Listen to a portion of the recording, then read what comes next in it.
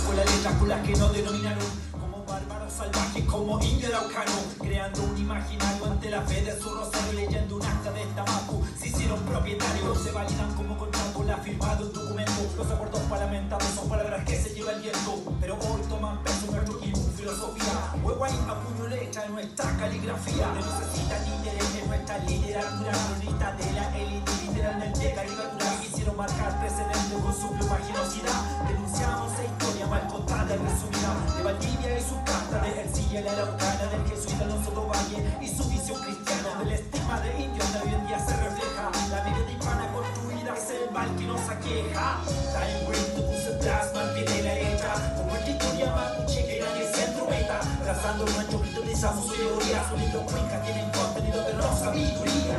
Time Green tu puse plasma al pie de la letra, como el historia mapuche que nadie se entrometa, trazando nuestro grito utilizamos su teoría, sus libros cuencas tienen contenido pero no sabiduría.